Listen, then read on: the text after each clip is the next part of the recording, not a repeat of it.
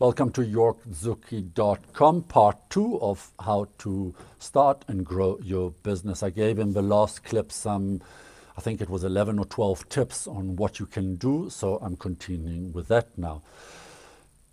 The next point that I wanted to share with you is that you as an entrepreneur, you are going to struggle financially at some point, and you're going to struggle big time. And you're going to try to borrow left, right, and center from family, fools, and friends. And here's the thing. It's okay, it will happen to you. There's almost no way it will not happen to you. When it does happen, when the proverbial shit hits the fan, go and hang out with other entrepreneurs. Share your story, share your pain.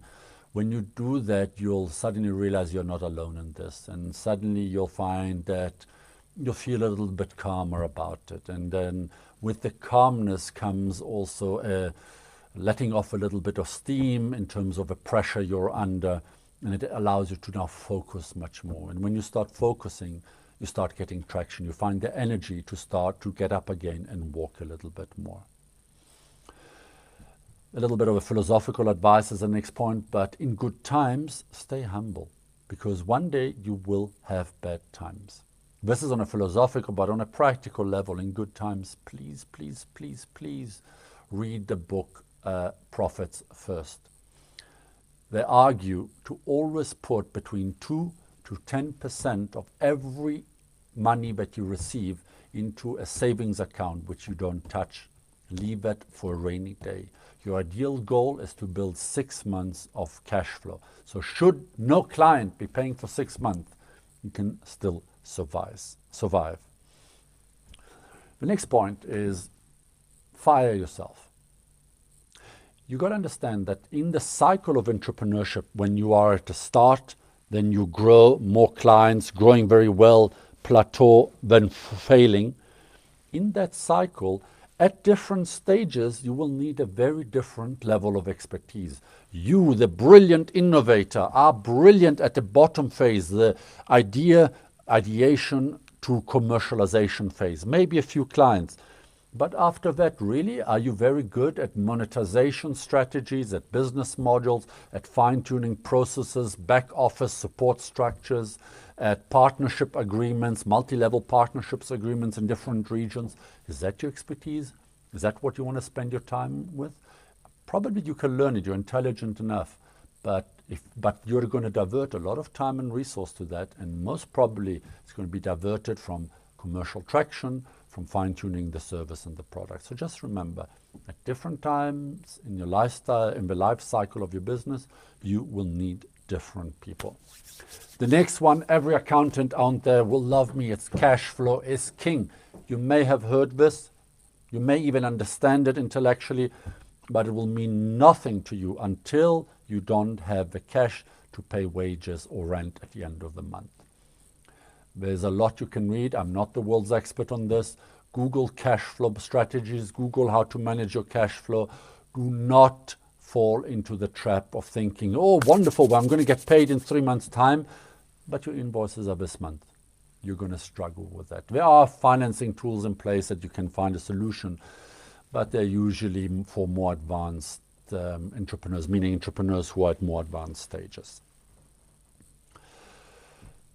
The next one is get a board of advisors. Now, I'm always cautious about this because it's very easy to bring friends and family or an expert or somebody famous to be an advisor, but have they really got the right to influence you, to be part of your journey?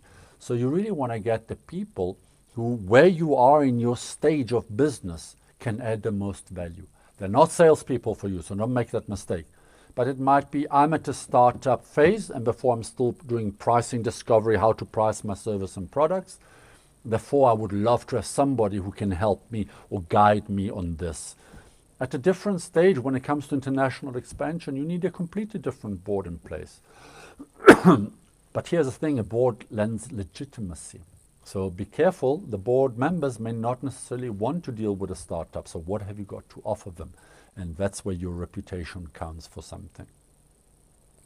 The next one is coming from personal experience, having had a number of businesses that I personally have started but also faltered, is try to see setbacks as opportunities to learn.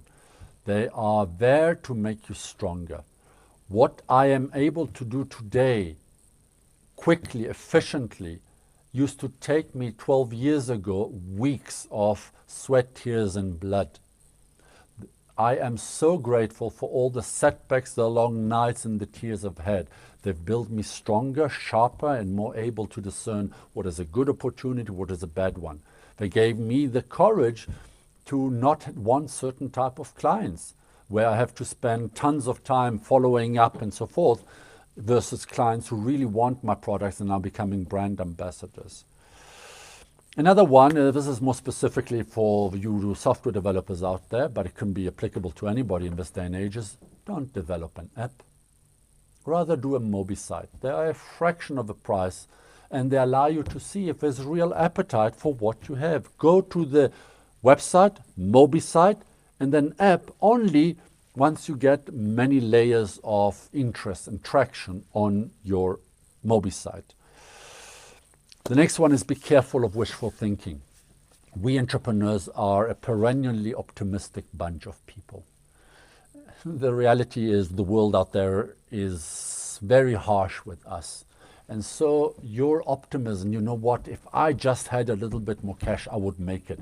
If only I got that contract, everything will be all right. Well, it won't be.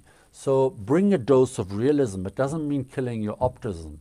It just means develop a plan that's really realistic. I was very lucky to have a business partner who was the most realist person in the world. And between my fluffy airiness, cloudy ambitions and her realism, we did a brilliant match because we listened to each other and played off each other's strengths. That brings me to the point of, personally, the journey of entrepreneurship is much more fun when you have a business partner with you. You can share stories when you're feeling a bit down energetically. They pick you up. You have different skill sets and complementary skill sets. But like I mentioned in another post the other day, be careful. Don't get married on day one. Work on a few projects together until you really understand each other best. Finally, your network. Please build your network from day one.